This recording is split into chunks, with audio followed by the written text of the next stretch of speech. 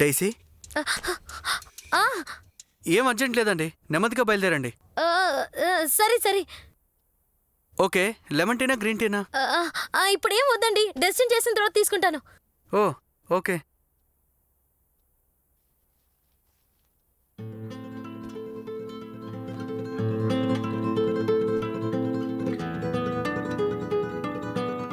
వెంటనే 1,00,000 రూపాయలు ఏం రెడీ చేయలేం.